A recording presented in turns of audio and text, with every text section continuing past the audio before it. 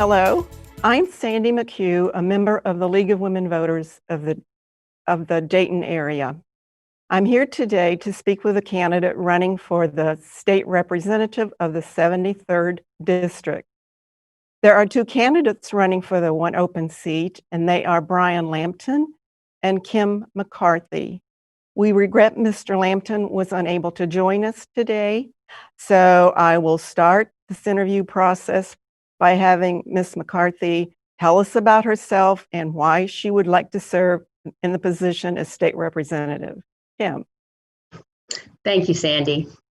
Well, good morning. My name is Kim McCarthy. I'm running to be the next state representative for District 73. That's Western Greene County, the cities of Fairborn, Beaver Creek, Bellbrook, and Yellow Springs, as well as the townships that surround those cities. So I ran for this seat in 2018, and I made the decision to run again this year because the reasons that made me step up the first time still exist today. Decades of a one-party rule have turned Ohio into a pay-to-play state, resulting in the needs of the people being neglected. The recent arrest of the House Speaker for perpetrating the largest bribery scheme in Ohio's history is proof that we need a new direction in Columbus. My opponent was a beneficiary of this dirty money and was sponsored by the Speaker of the House to become part of the next generation of corruption in the State House. I am running to offer an alternative to that, to be a true representative of the people. My years of experience as a community organizer, advocating for our communities, standing up against the mismanagement of taxpayer funds, combined with decades as an accountant and a small business owner here in Greene County, provides me with the kind of perspectives that will make me an effective legislator in Columbus. A vote for me is a vote for honest and responsible government. Thank you. And on to our first question. Ms. McCarthy, a part of your position as a state representative is meeting with constituents about their suggestions, problems, or concerns. What measures will you take to ensure regular hands-on contact with your constituents, and what might be your strategy to address their issues and concerns? Okay, good question. Well, firstly, it would just have to be a continuation of what I'm already doing.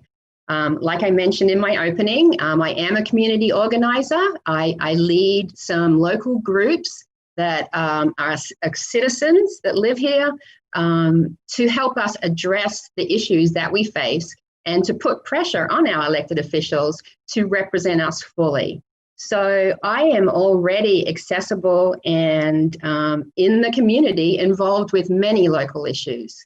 So if you're following my Facebook page at all, you will see that on a daily basis, I am addressing the issues we face across the board, a whole range of different issues, and offering up my suggestions or my viewpoint on what solutions might be. I take input from people. We have a lot of back and forth on my page. And yeah, I don't think I will have to change much at all.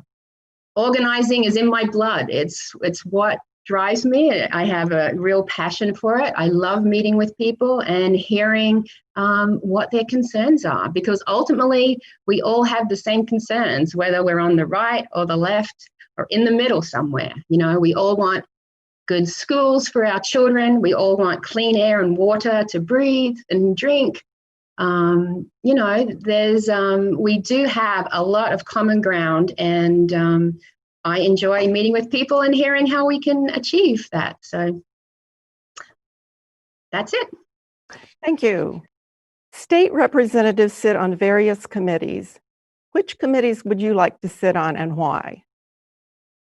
All right, I think being an accountant and someone who has spent a lot of time focusing on the state budget and the tax cuts that have occurred over the last decade or more, I definitely think that working on the budget would be one of my priorities. School funding is a huge issue for me, and as it is for many people in my community. And we really need to address the revenue stream that has been decimated over the last 15 years through massive tax cuts that have mainly gone to the wealthy and big business. So these tax cuts have left our schools short of the necessary revenues, and as a result, our local property taxes have kind of reached a tipping point where people can no longer afford to carry that load. So yeah, I would say the budget, setting the budget, working out the revenues would be, I'm not sure of the name of that committee, if that's the Ways and Means or what that's called, but that would be my priority. What the schools, I guess, would be a second one. School funding, education in general, not just K through 12, but higher education as well is a priority. So Thank I'd you. say those two. You're welcome. The pandemic has been a tough blow to our state, country, and the world. We have learned a lot about our government and its shortcomings during this time. Given this experience, what legislation might you create to correct some of the challenges Ohio has faced during the pandemic? Yes, well, that's a big question, and obviously one that is on everyone's mind right now. We are pretty much in the middle of the largest recession that we have seen in our lifetime. This is going to take multifaceted approaches to restore the economy here in Ohio. It's definitely something that the federal government is going to have to be involved in because Ohio can't print money. This is a larger situation than Ohio alone can handle. I think any kind of remedy that exists where we need to help people in this state, that help has to go to the bottom. We have to put more money into the hands of more people that will then drive demand for the businesses that the people of Ohio utilize. We have tried the approach of bailing out the people at the top before, and unfortunately that just increases income inequality and does not help. It leaves far too many people behind. So, unemployment compensation is a part of the solution. We need to make sure that the million Ohioans who've lost their jobs continue to be able to feed and support their families during this time when the jobs just don't exist. I know that there's studies have come out that show that for every dollar of unemployment that people are given, it generates $1.61 in business activity. So, giving people money, the regular people money is what helps drive, demand up the chain. So there's also been suggestions about job sharing. So when there are a limited amount of jobs available, we can share those jobs between people so that people stay connected to the workforce. I think there's about 46,000 jobs over about 900 and something employers that would be suitable for that sort of a scheme. I would say that's probably the basis of what we need to do. I mean, there's going to be so much recovery that has to be done. And like I said, so long as we help people at the bottom support their families, we can have the demand go up to keep, to get jobs going. So I think we need to make sure that every person is taken care of and none are left behind. So, thank you. You're welcome. The Dayton Daily News on July 20 indicated that federal authorities allege the years-long $60 million bribery scheme, which is being prosecuted currently, is the largest in Ohio's history. One allegation addresses the role of dark money in various campaigns for public office. If elected, what measure, if any, would you champion to limit, regulate, or reform campaign finance? Great question. Yes, I mean, frankly, I think I've thought for a long time, even since my last election, that campaign finance reform is a critical part of getting a more responsive government in place. Publicly funded elections is definitely high on my priority list. It should not be he who has the most money wins. We should be able to, as the public, see all the candidates and have access to information about them on a level playing field. It should not be the person who gets the most money who gets the most exposure. And that, unfortunately, is how it works right now.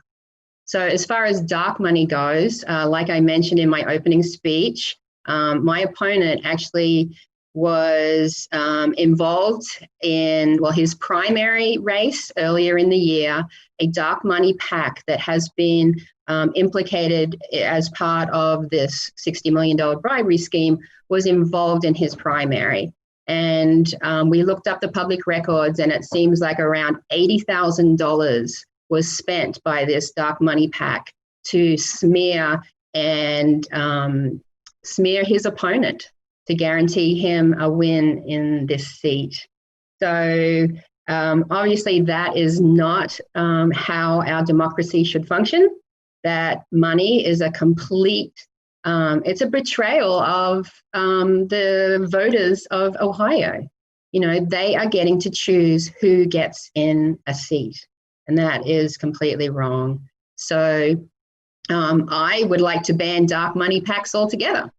I have actually made a pledge in my own campaign to not accept any form of corporate PAC money because when I'm elected, I want to be accountable to the people. So I have a large amount of individual donations to my campaign, and that's the way I want to see it, because that is who I'm going to be representing when I make it to Columbus. So yeah, I would be banning dark money campaigns, or PACs, I should say, and trying to get them out of our elections, because this corruption is the basis of so many of the problems that we're seeing here. So yeah, down with dark money PACs, basically. Thank you. And so you've survived all those questions, and now we're going to give you time for a closing. So, Okay. Closing statement. All right. Thank you, Sandy. All right. So firstly, thank you to the League of Women Voters and to the Miami Valley Communications Council for this opportunity today. I must say I'm extremely disappointed that my opponent couldn't make it. I would have been willing to reschedule if that was a problem, but anyway, I just found that out now. So going forward, voters have a very distinct choice to make here.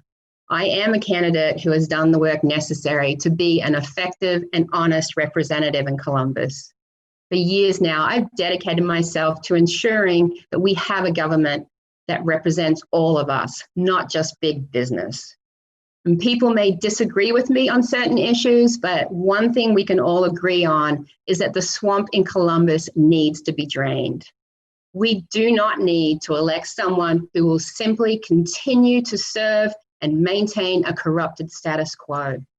We need representatives who know that public policy can and should be used to make people's lives better. Because right now, the corruption that has become commonplace in our state house is preventing issues from being addressed. And that's just not good enough. My name is Kim McCarthy, and I ask for your vote this election. I am ready to serve you in a way that will restore your trust in government. Thank you. Thank you for your participation today, and good luck on your campaign. Thank you, the League of Sandy. Women Voters encourages all candidates to run an issues-oriented campaign. Our goal is to educate the voting public and to strengthen our elective political process. Look for our voters guide in libraries and on your doorstep the week of October 12th. Election day is Tuesday, November the 3rd. Early voting begins October 6th at your Board of Elections, or you can request an absentee ballot. However you decide to vote, your opinion matters and helps make our democracy work. So please vote.